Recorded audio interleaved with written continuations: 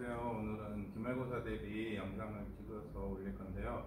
그 영상은 여러분들이 볼 때 1초, 한 2초 정도만 볼 수 있게 보면은 수업 완료한 걸로 하겠고요. 그리고 이거는 진도와는 관련 없이 여러분들이 온라인으로 거의 수업을 다 했기 때문에 온라인을 통해서 또 조금 핵심 개념들, 시험과 관련된 핵심 개념들 수업에서 올리도록 하겠습니다. 그리고 지금 여기 띄워져 있는 이 한글 파일은 선생님이 어제 미리 올려놨어요. 그래서 한글 파일을 먼저 다운을 받고 이 영상을 보면 좀 더 이해하기가 편할 거예요. 자, 먼저 상처가 꽃이다 보도록 하겠습니다. 이 상처가 꽃이다는 현대시, 현대에서 해줬으니까 당연히 현대시가 되겠고요. 그 다음에 자유시입니다. 자유시이고, 그 다음에 서정시. 자, 자유시라고 하는 거는 형식이 자유롭다는 거고, 서정시라고 하는 거는 우리의 감정을 표현했다는 겁니다. 그 다음에 성격은 대조적. 여기서 대조적이라고 하는 거는 이따 뒤에도 설명이 나오겠지만 어린 매화나무, 즉 어린 매화나무하고 그 다음에 400년이 넘는 고목 매화나무를 대조적으로 해서 표현을 했었고요. 감각적이라고 하는 거, 감각, 우리의 감각을 표현했다는 거, 그 다음 교훈, 우리에게 뭔가를 교훈을 준다는 겁니다. 그 다음 매화나무, 제재도 바로 나오죠. 어린 매화나무와 이 고목, 이 두 개가 대조적이라는 얘기입니다.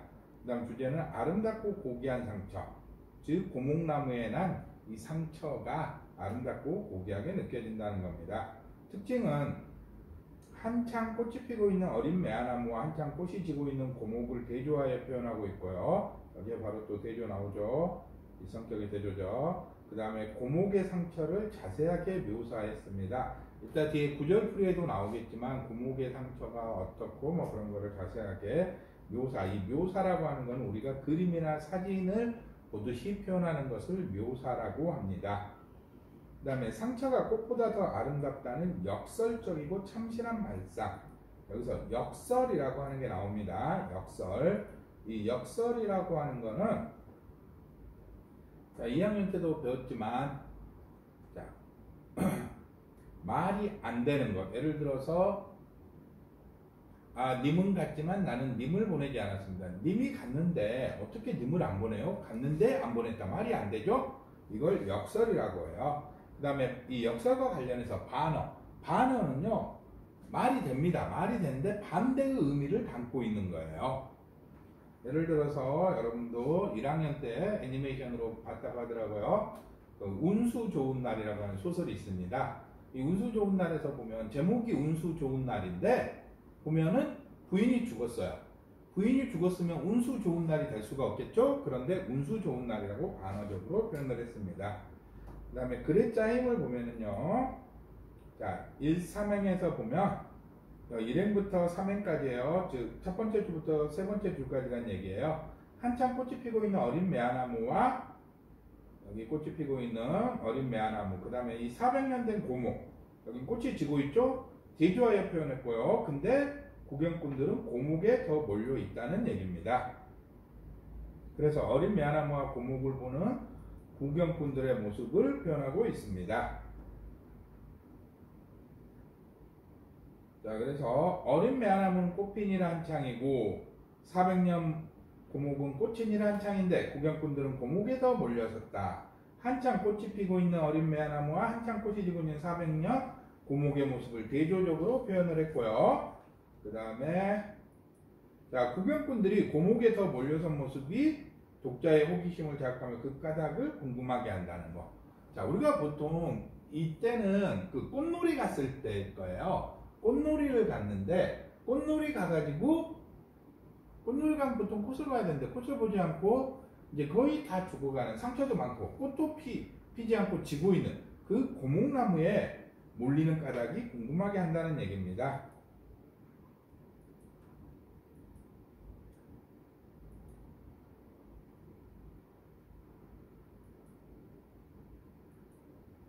그 다음에 4행부터 11행.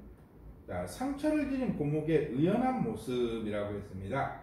둥치도 가지도 꺾이고 구부러지고 휘어졌다. 갈라지고 뒤틀리고 터지고 또 튀어나왔다.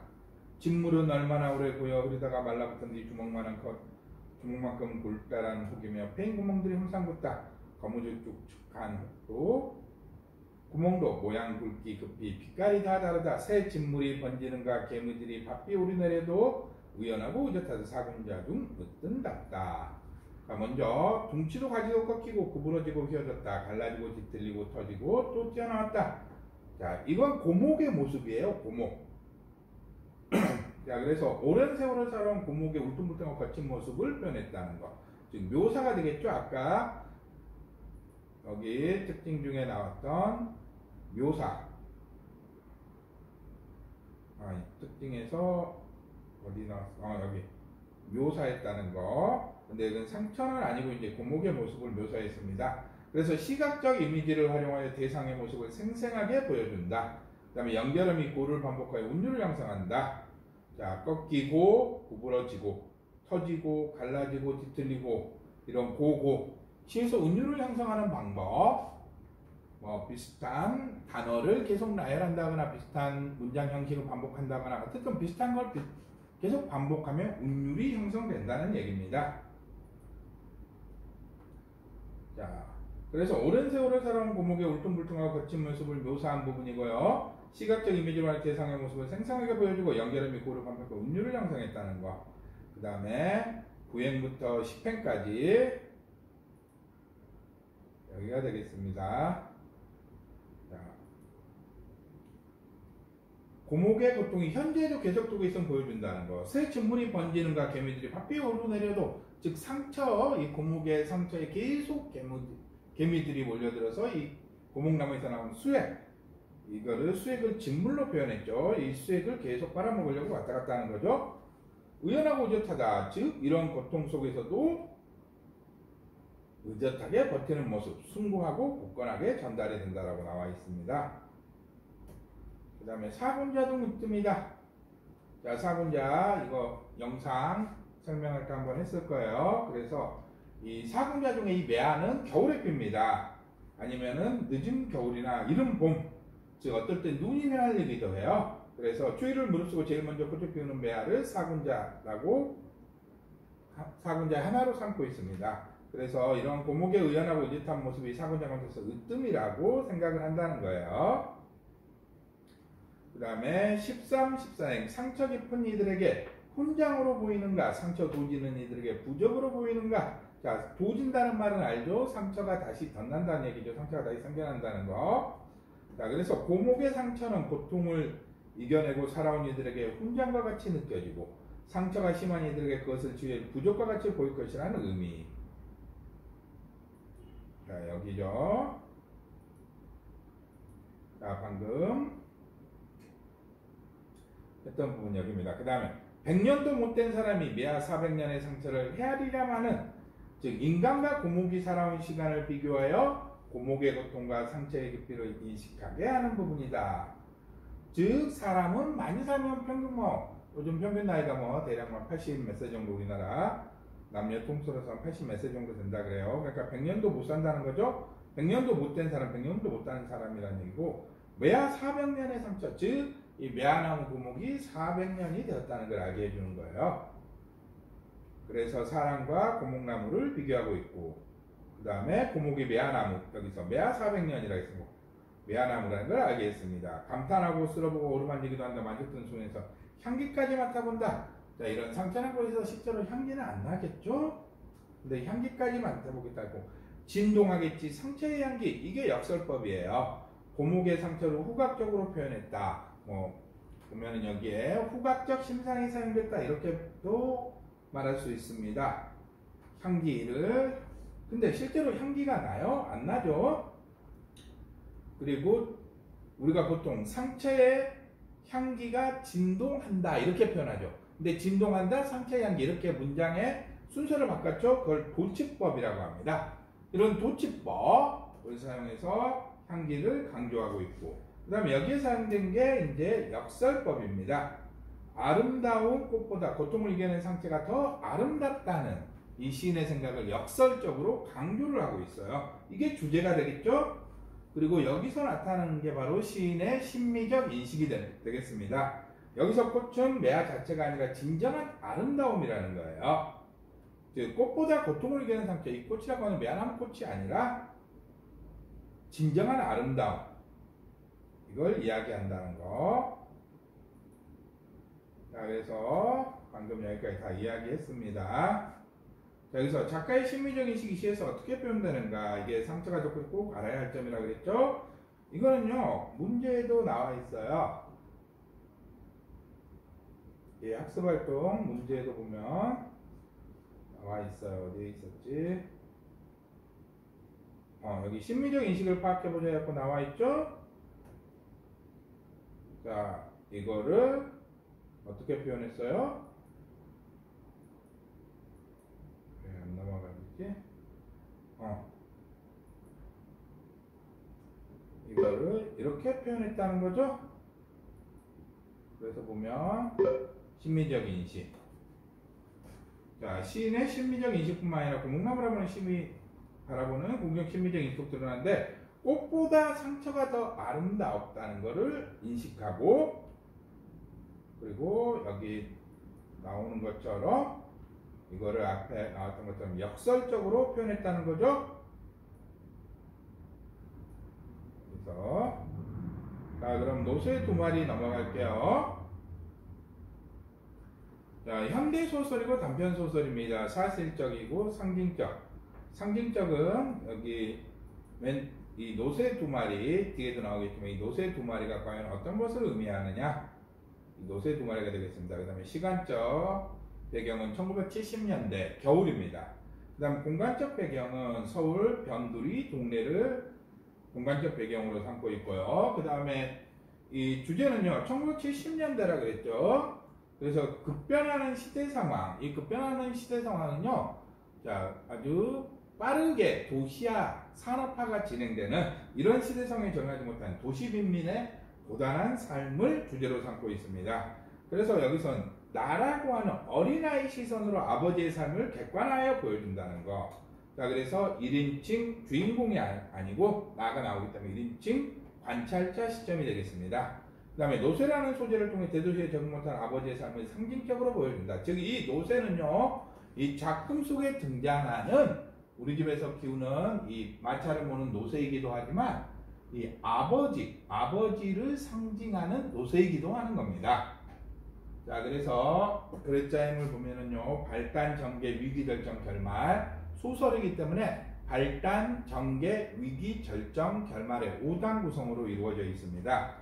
그리고 발단에서는요, 새 동네가 생기고 그 동네와 새 동네 사람들은 서로 어울리지 않는다는 거. 즉, 이 그 동네 사람들은요, 여기 나온 것처럼, 앞에 나온 것처럼 빈민가 사람, 도시 빈민들입니다. 빈민가 사람들이고요. 새 동네 사람들은요, 어느 정도 먹고 살만한, 그래도 뭐 중산층 이상이라고 볼 수 있겠습니다. 자, 그래서 서로 아이들도 어울리지 않고 어른들도 어울리지 않는, 그리고 이 구동네와 새동네가 이 길 하나를 두고 서로 갈리게 됐다는 그런 내용이 그 배경과 여기 등장하는 인물들이 잠깐 소개가 되고요. 그 다음 전개에서는 이제 이 아버지가 이 노새를 가지고 배달을 합니다. 노새를 가지고 배달을 하다가 이 연탈 배달 마차가 넘어지게 되면서 노새가 도망가게 되죠. 그게 전개입니다. 그 다음에 위기에서는요, 자, 노새가 소동을 벌이다 달아나는 꿈을 꿔요. 꿈을 꿉니다. 그 꿈에서 노새의 이동 경로가 나오죠. 그 이동 경로에 대해서는 이따 뒷부분에 나오니까 그때 가서 다시 설명을 하도록 할게요. 그리고 이 달아난 노새를 찾으러 다니죠. 그러다가 동물원도 가고 뭐 여기저기 길거리를 헤매기도 하고 그런 내용들이 나오는 게 위기입니다. 그 다음에 절정에서는요, 자, 어디를 가요? 이제 동물원도 가보고 그러다가 이제 포장마차에서 아버지가 이제 웬일로 포장마차에 나를 데리고 가서 이제 나는 안주만 먹고 아버지가 이제 술을 마시면서 그때 문득 아버지가 노새를 닮았다고 생각하는, 그 다음에 아버지는 이제 자신이 노새라고 말을 하는 부분이 나옵니다. 결말에는 이제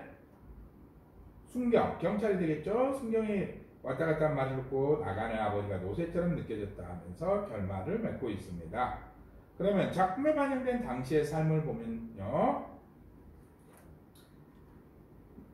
자, 노새가 끄는 마차로 연탄을 배달했다는 거. 그 다음에 2, 3년 전부터 문화주택이 들어섰다. 이 문화주택, 그 다음에 이 노새가 끄는 마차로 연탄을 배달했다. 그 다음에 슬래브집, 판잣집. 자, 이런 것들이 판잣집이 섞여 있었다. 이런 것들이 또 시대 상황을 알려주는 단어가 되기도 하겠습니다. 그래서 1970년대 서울 변두리 동네를 보게 되면 구동네와 세동네 사이에 경제 수준 및 문화 차이가 있다는 거. 이 구동네는 빈민가라고 볼 수 있고요. 그 다음에 이 세동네는 어느 정도 사는 중산층 이상의 사람들이 사는 곳이라 볼 수 있어요. 그래서 이 소동네에 사는 사람들은 문화주택이라고 불리는 이 슬래브 집에서 살았다는 거. 그 다음에 구동네에 사는 사람들은 이 판잣집에서 살았다는 겁니다. 그 다음에 공간적 배경은 어떤 기능을 하느냐. 자, 변두리 동네는요. 자, 이때 시대적 배경이요. 산업화 도시화가 급격하게 이루어지던 1970년대라 그랬죠. 그러면 변두리는 이 산업화 도시화가 급격하게 이루어지면 아까 말했던 세동네처럼 슬래브집, 문화주택이라고 불리는 이 슬래브집들이 다 들어서야 됩니다. 그런데 변두리 동네는 판잣집이에요. 즉 이런 도시화 산업화에서 소외됐다는 거예요. 그래서 성장과 개발에서 소외됐던 뒤처진 지역이라는 걸 나타낸다는 겁니다. 그 다음에 골목, 아까 이야기했었죠. 골목을 하나를 사이에 두고 이 구동네와 세동네가 구분이 된다 그랬죠. 그래서 이 골목은 이 구동네, 즉 이 빈민가하고 세동네, 즉 어느 정도 사는 이 동네 사이에 경제와 문화의 차이, 이게 드러냅니다. 그리고 아까 앞에서도 말했지만 전개 부분에서 이 구동네 아이들과 세동네 아이들은 서로 같이 놀지도 않고, 그 다음에 이 아이들뿐만 아니라 부모들도 서로 소통을 하지 않는다 그랬죠. 그래서 이 골목은 구동네와 세동네 사이에 단절을 의미하기도 합니다. 자, 그 다음에 구멍가게. 자, 이 구멍가게는 지금도 가끔 시골 가면 있긴 한데 구비된 품목이 변화했다는 겁니다. 원래는 몇 가지 상품이 없었는데 다양한 상품들이 들어오면서, 왜? 이 다양한 상품들을 누가 사가겠어요? 이 세동네 사는 사람들이 사가요. 원래 이 구동네 사는 사람들은 거의가 경제적 수준이 낮고 하루 벌어서 하루 먹는 수준이기 때문에 그렇게 많은 물건을 소비하지 않아요. 그래서 몇 가지 물건들밖에 안 사가기 때문에 주로 사가는 물건들만 구비해 두면 돼요. 그런데 세동네가 들어서면서 어느 정도 경제력을 갖춘 이 사람들이 들어오면서 이 구멍가게에 와서 다양한 물건들을 찾게 된다는 거예요. 그래서 이 동네 사람들의 생활의 변화가 있다는 걸 알 수 있다는 거. 이 구멍가게 품목에 따라서. 자, 그 다음에 구절풀이를 보면 33쪽 활행이 되겠습니다.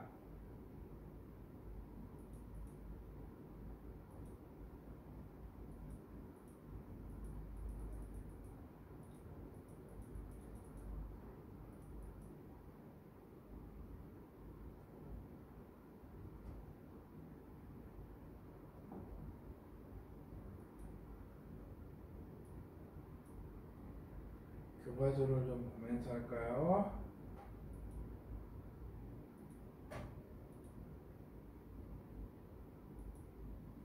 (33쪽) 활행 8째 줄입니다. 여기가 되겠죠? 자, 동네가 이렇게 바뀌자 그것을 가장 좋아하는 사람 중에 하나가 아버지였다. 이거죠? 자, 구동네에서 아버지가 하는 일은 연탄 배달이었어요. 그런데 아까도 말했듯이 이 구동네에 사는 사람들은요, 자, 하루 벌어서 하루 먹고 산다 그랬죠? 자, 그러니까 연탄도 많이 사지 않아요. 하루에 많이 사면은 한 3장, 4장. 보통 그날 하루 버틸 수 있는 연탄 정도. 잘만 연탄에 그 화력을 조정하면 2장 가지고 하루를 버틸 수가 있거든요. 그러니까 보통은 3장 정도. 한 장은 예비로 해서 3장 정도 사거나, 아니면은 2장, 아니면 4장. 2장에서 4장 사이에 연탄을 씁니다. 그런데 세동네가 생기면서 연탄을 배달하는 곳들이 많아졌고, 이 당시에는요, 거의가 난방을 연탄으로 했어요. 지금처럼 이런 가스 보일러 이런 거 쓰지 않고 연탄으로 난방을 했기 때문에, 자, 그리고 연탄을 2장에서 4장 정도 배달하고 먹고 살기 힘드니까 아주 먼 곳까지 배달을 가야 돼요. 그런데 가까운 곳에 세동네가 들어서게 되면서 이 세동네 사람들이 이 연탄을 많이 시키게 됩니다. 연탄을 많이 시키게 되니까 굳이 멀리까지 갈 필요가 없어졌다는 얘기예요. 그 다음에 21번째 줄부터 22번째 줄. 자, 여기죠. 여기서 2억짜리 소주병. 그 다음에 환타, 미린다, 음료수, 그 다음 퍼머스트 아이스크림. 요즘에 퍼머스트 아이스크림이 뭔지 모르겠죠. 자, 이런 것들도 퍼머스트 아이스크림, 그 다음에 슈샤인보이, 뭐 이런 것들도 어떻게 보면 시대의 상황을 알게 되는, 알려주는 그런 단어들이 할 수 있겠죠. 그 다음에 할머니의 주름sam처럼 주름이 작작가 말라 비틀어진 사과 사이에 귤 상자도 끼게 되었다. 자, 이 말은 무슨 말이냐? 사과가 아주 오랫동안 팔리지 않았다는 거예요.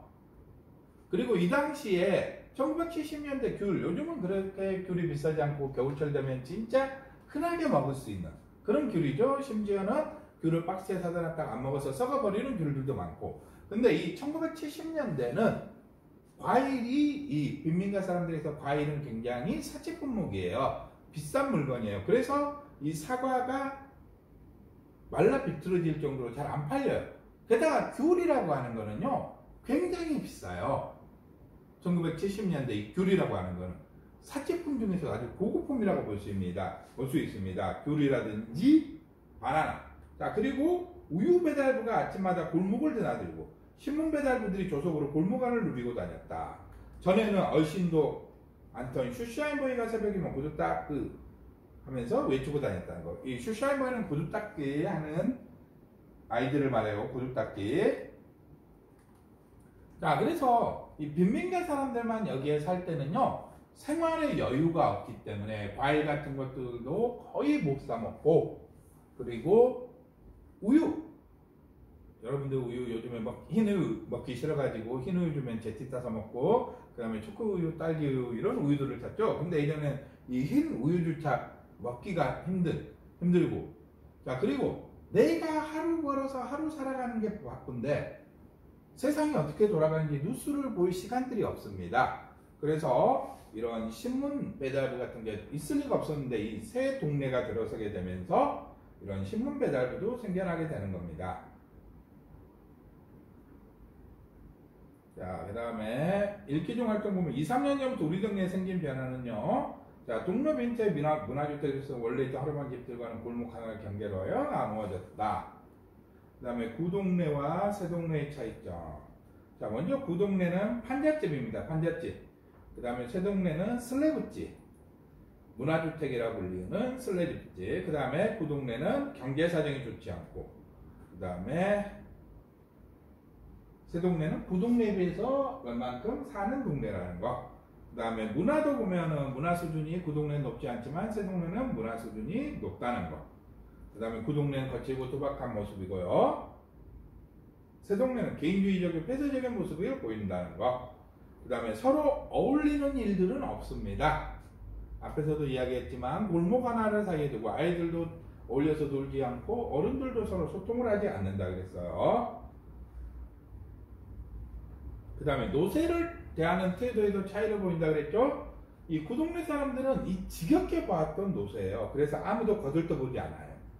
그 다음에 골목에 오줌을 싼다면 못마땅하게 여깁니다.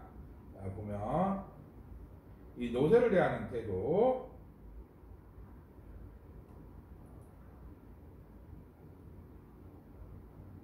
여기 왜 하필이면 여기다 써? 아이고 저 질인데 말을 부리려면 오줌통이라도 갖고 다니지 이게 뭐야? 동네가 뭐 공동변소인가? 하면서 굉장히 못마땅히 여긴다는 겁니다. 근데 새동네 사람들은 이 노세를 신기해요. 신기하기 때문에 미소를 머금고 부드러운 눈길로 바라보고, 그리고 노세를 흥미로운 존재로 여긴다는 거예요. 그 차이는 구동네 사람들은 늘 보던 거기 때문에 지겨워요. 근데 새동네 사람들은 낯선 동물이라는 거죠. 그래서 신기하고 관심을 보인다는 겁니다. 자, 그래서 노세에 관한 구동네 사람들 반응, 오줌 싸는 거 좀 전에 이야기했고요. 그 다음에 자, 37쪽 일행 이행을 보게 되면은요. 자, 여기 이 36쪽에 이것들은요.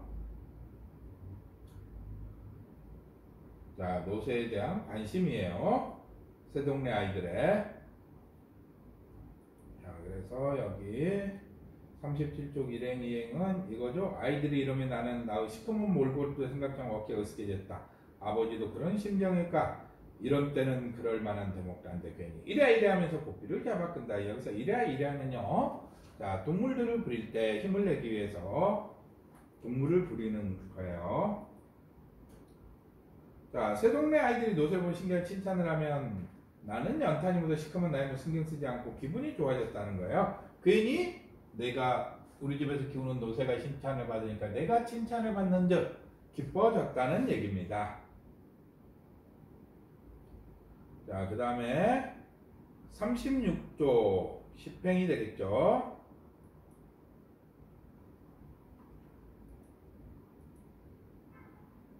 여기 노새를 대하는 태도 다른 까닭. 자, 구동네와 새동네 사람 노새를 대하는 다른 까닭. 여기에 나왔죠. 늘 보던 존재고 낯선 동물이다.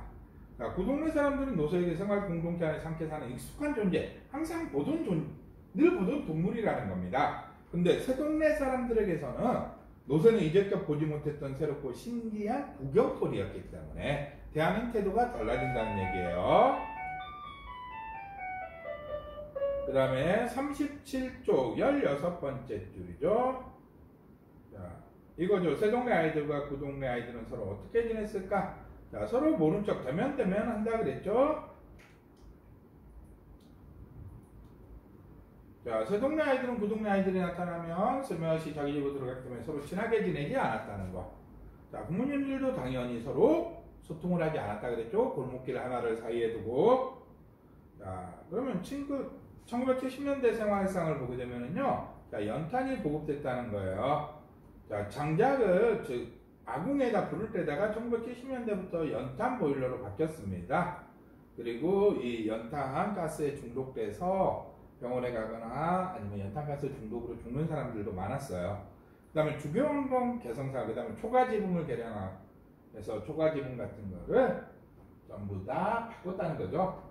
아까 앞에서 말했던 문화주택이나 슬래브 주택, 문화주택이라고 불리는 슬래브 주택, 아니면 초가지붕이 했던 건 시골에는 이제 거기 지금은 이제 그 성면이라고 하는 게 있어요. 그 비슷하게 뭐 그런 걸로 해가지고 초가지붕들을 다 걷어내고 바꿨어요. 그 다음에 공동 우물. 예전에는 뭐 강물이나 냇가에서 강물이나 냇가에서 물을 길어다가 먹거나 아니면 이제 개인 우물이 있어요. 집집마다 파놓은. 거기서 이제 우물이 없는 사람은 거기에 가서 부탁해서 물을 길어다 먹기도 하고. 그 다음 빨래는 냇가에 가서 했습니다. 그런데 이 공동 우물을 만들고 그 다음 공동 우물 그 근처에다 빨래를 할 수 있게 빨래터도 만들기도 했어요. 쌤이 어렸을 때도 보면 공동 우물이 있었고요. 그 공동 우물에서 물을 길어다가 먹고 그 다음에 그 공동 우물 근처에 빨래를 할 수 있게 공간들 조성해 놨던 게 기억이 나요. 그러다가 이제 이 상수도 시설이 깔리고 이 상수도가 낮은 게 아마 1980년대 중반, 쌤 기억으로는 1980년대 중반에 이제 집에 그 우물에서 파이프를 끌어와서 물을 놨던 것 같아요. 그 다음에 직업은요, 신문 배달부. 지금도 이건 있긴 하죠. 근데 요즘에 이제 거의 없어진 것 같아요. 쌤이 중고등학교 때만 해도 아르바이트로 신문 배달도 하고 그랬던 것 같은데 지금도 뭐 있는데 많이 보기는 힘들고. 그 다음 고물장수. 이건 아직도 있긴 해요. 버스 안내원. 이거는 거의 사라졌는데 다시 생겨났단 말을 어느 지역에서 이제 뭐 어디 관광상 비슷하게 생겨났단 말도 들은 것 같고. 여성 재봉공. 여성 재봉공이라고 하는 거는 예전에 이제 우리나라에서 이제 의류 산업이 많이 발달했을 때 이제 주로 이제 중학교 아니면 초등학교를 졸업한 이 여자들이 그전에는 이제 보통 그 남아 선호 사상 때문에 여자들은 뭐 여자가 초등학교 나오면 많이 배운 거에 비해서 주로 많이 일을 다녔어요. 공장이라든지 특히 이런 의류 공장에 많이 가서 여성 재봉공으로도 일을 했습니다. 그 다음에 구두닦이. 요즘에는 이제 구두닦이 같은 거 돌아다니는 구두닦이를 보기가 힘들죠. 근데 이제 아직도 이제 이 구두닦이가 돌아다니지 않고 뭐 거기 회사들이 많이 모여있는 건물 같은 데는 정기적으로 돌아다니면서 아침에 출근하면 싹 구두를 걷어와서 닦아가지고 점심 되기 전에 갖다 주는 그러기는 한다 하더라고요. 그 다음에 거리 이발사. 그 다음에 도시화가 진행되면서 택시기사, 건설기사, 서비스업 종사자들도 생겨나기 시작하고 이때 이제 흑백 텔레비전이 집에 하나도 그 쌤이 어렸을 때만 해도 1980년대 이 초중반 때 그렇게 집에 TV가 있는 집들이 많지는 않았고 그 다음에 이제 칼라 텔레비전이 있는데도 거의가 없었어요. 그리고 이제 주로 라디오가 많았었고요. 그 다음에 자가용이 있는 집, 그 동네에서 시골 동네 같은 데는 한 집에 한 집 있을까 말까. 당연히 해외여행도 못 갔었죠. 그 다음에 작년에도 배웠던 계란으로 갚아라에서도 보면은요, 수학여행 가기도 힘든 그런 시골 같은 데는 닭을 키워서 계란 빨아서 수학여행을 갔다고 그런 내용들이 나오죠. 그 다음에 아버지에 관한 나의 태도를 보면은요, 노새가 끄는 마차에 연탄을 실어서 아버지는 배달을 합니다. 그 다음에 아무리 찾기 힘든 집이라도 척척 알아낸다는 거죠. 자, 생각을 해봅시다. 이 빈민촌이에요. 빈민촌이고 그러면 이 집들이 어디에 있는지 잘 알기도 힘들고 이 골목길도 꾸불꾸불해가지고 집 찾아가기도 힘들어요. 자, 이런 곳에서 이 어느 집에 배달이 왔다라고 연탄 배달하는 거고요. 보면 지점 같은 데겠죠?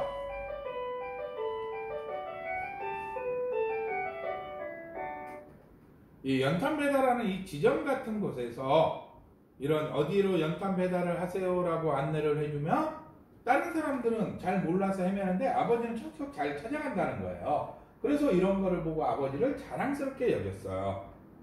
그 다음에 사건의 전개를 보면 역순행적 구성이라고 하는 게 나와요. 자, 이거는 역행적 구성하고 순행적 구성이 합쳐진 겁니다. 그래서 역순행이라고 하면은요, 시간이 역행, 거꾸로 가다가 순행, 다시 시간이 과거에서 현재로 흘러간다는 얘기예요. 처음엔 현재에서 과거로 갔다가 다시 과거에서 현재 순으로, 현재에서 쭉 시간이 흐름에 따라서 흘러간다는 얘기예요. 그래서 우리 집에 노새가 없다고 하는 현재 시간에서 어디에 노새가 달아났던 과거 일로 이 역행적 구성이 나와요. 그리고 다시 현재로 와서 순행적 구성으로 돌아갑니다. 그 다음에 이 노새의 상징적인 의미, 이거 굉장히 중요한 거죠.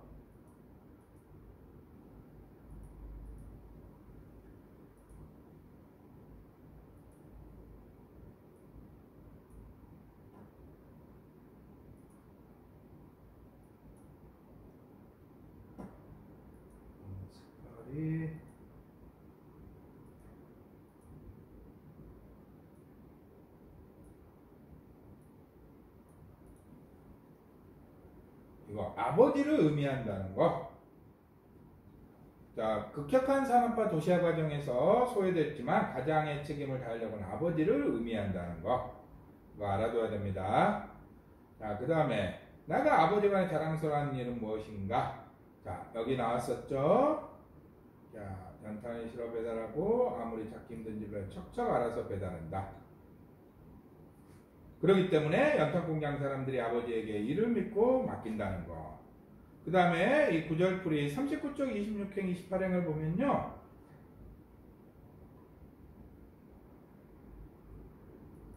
어, 39쪽이었죠?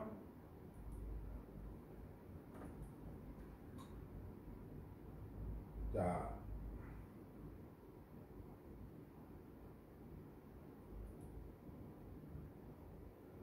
여기 이제 연탄 배달하다가 이 과거예요, 과거. 이 노새가 도망가는 과거, 어제가 되겠죠? 어제 일입니다. 자, 가파른 골목길에서 연탄을 치는 마차가 미끄러지지만 아무도 도와주지 않는다는 거죠. 자, 그래서 자신이 피해를 볼까봐 어려움을 겪는 아버지 모른 체 하는 인정이 메마른 세태라고 하는 거. 여기 세태라고 하는 거는 세상의 모습이라는 거예요. 이게 현실의 모습. 그렇게 이해를 하면 되겠습니다. 자, 그래서 이 세태는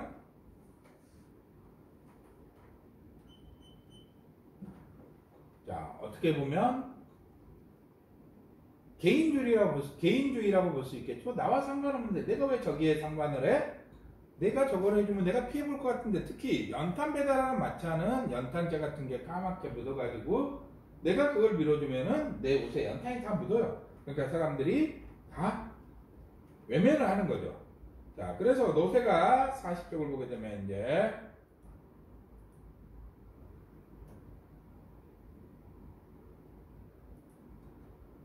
자, 노쇠가 눈을 뒤집었으나 판은 이미 그름판이었다. 노쇠가 있는 힘을 다하여 기운을 써봤지만 고개를 넘어갈 수 없는 상황, 뒤로 미끄러진 상황이 벌어진다는 거죠. 자, 그래서 판은 이미 그름판이었다. 이제 노쇠도 힘들겠죠. 그러니까 이제 힘을 빼다 보니까 당연히 마차가 미끄러지고 되면서 보통 미끄러지게 되면 이 노쇠가 이제 마차에 같이 묶여 있으니까 같이 미끄러질 것 같은데 뭐 헐겁게 묶여져 있어서 노쇠만 쑥 빠져나왔나 봐요. 그러니까 노쇠는 옳다뿐하고 도망가는 거죠. 이게 힘든 일에서 해방이다. 그래서 이 노쇠가 도망치는 사건입니다. 그래서 이 글의 중심 사건입니다. 이게 노쇠가 도망치는 사건. 그래서 이 도망친 노쇠를 찾아서 다닌다는 거죠. 그 뒤에 일어나는 사건들은요. 그래서 이 과거 해상 장면에 왜 들어가 있느냐, 이 부분 한번 읽어보세요. 그 다음에 인물의 성격. 아버지는 말수가 적고 화를 잘 내지 않고, 그리고 가장으로서 책임감이 강해요. 그리고 고집이 세다는 거. 어떻게 보면 고집이 세다라고 표현이 되는데, 이 세태의 이 세상의 변화, 여기에 도태가 되죠. 따라가지 못하죠. 소외되고. 하지만 가장으로서 책임을 다하려고 하고, 그 다음에 아버지의 여기 뒷부분에 이제 뭐 나올 거예요. 뭐 휘발유로 가는 자동차, 기름 한 방울 안 나는 나라에서 자동차가 웬 말이냐 하면서 은근히 고집도 있어요. 그 다음에 나는요 온순하고 정이 많아서, 이 원래는 말을 키우던 집에서 이 말하고 나귀를 바꿨죠. 아니 노쇠를 바꿨죠. 그래서 이 노쇠를 돌봐주는 거, 이 나의 몫이라는 거. 여기서 정이 많다는 걸 알 수 있습니다. 그리고 나는 어린아이다운 순수함도 드러나 있어요. 그 다음에 주변 사람들의 태도. 노쇠가 자라나는 모습을 보고 한마디쯤 말만 할 뿐 아무도 도와주려 하지 않는다. 노쇠를 잡아주려고 하지를 않는다는 거. 어머 저걸 했더니 어머 노쇠가 도망친다. 와 노쇠 도망간다. 이러면서 구경만 한다는 거예요. 그리고 거리에 있는 사람들도 주변의 사람이 막 어디를 막 돌아보면서 뛰어가면 야 꼬마야 왜 그러냐고 물어볼 것도 안 돼. 지금은 이런 모습들이 흔하게 볼 수 있죠. 전부 다 내일이 아니면 상관하지 않으려고 하고 외면해버리려고 하는. 그래서 흔히 우스갯말로 이런 말이 있죠. 불의는 참아도 불이익은 못 참는다. 이런 말이 농담으로 나올 정도로 나와 관련된 일이 아니면, 즉 나에게 불이익이 되는 일은 그 불이익을 이익으로 바꾸기 위해서 뛰어들지만 나와 관련 없는 일은 그게 불이든 어떻거든 외면하는 것들이 많다는 겁니다. 자, 그리고 이 거리에 있는 사람들은 이 노쇠가 저쪽으로 뛰어갔던 걸 봤을 건데 아무도 관심을 주지 않고, 너 뭐 왜 그러냐 하면 노쇠가 도망가 노쇠 찾으면 뭐 저쪽으로 뛰어갔어 라고 말만 해줬어도 되는데 말을 안 해준다는 거. 이런 것에서 도시인들의 태도가 드러난다는 거. 남의 일에는 전혀 무관심한. 자, 그래서 구절풀이, 여기서 이 구절풀이들은 쭉 한번 읽어보도록 넘어가도록 할게요. 노쇠는 10m쯤 앞에서 한바탕 춤을 추고 멎었다는 거. 이게 무슨 말이에요? 노쇠가 진짜로 춤을 췄을까요? 그게 아니라 이제 노쇠가 도망치면서 여러 가지 여기도 날뛰고 저기도 날뛰고 하면서 아수라장이 된 그 부분을 이렇게 표현한 겁니다. 그 다음에 아버지는 큰 길로 나오자 덜컥 그 자리에 주저앉고 말았다. 자, 주저앉았다. 절망했다는 거예요. 아버지의 절망감이 드러난 부분이고, 자, 그리고 이런 아버지, 절망감에 빠져있는 아버지를 위로하기 위해서 아버지를 위로하면서, 자, 나는 이쪽으로 갈 테니까 아버지는 저쪽으로 가세요 하면서 이런 나의 행동, 이런 모습이 나타나 있는 부분이고, 자, 이건 앞에 이야기했었죠. 자, 아무도 나를 붙잡고 걱정해주지 말라고 일러주지 않았다. 도시인들의 무관심한 태도가 드러난 부분. 그 다음에 호통을 치기도 했다. 이 부분 나는, 자, 노쇠를 찾을 수 없어서,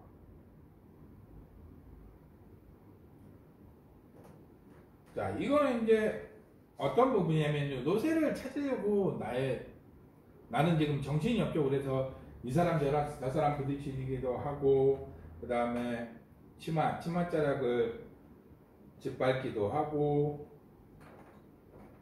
자, 그런데 사람들은 나에게 너 왜 그러니 뭐 어쩌니 하면서 이제 막 후통도 치고 야단도 치고 했겠죠. 그래서 노새를 찾기 위해서 안절분절하는 나의 모습.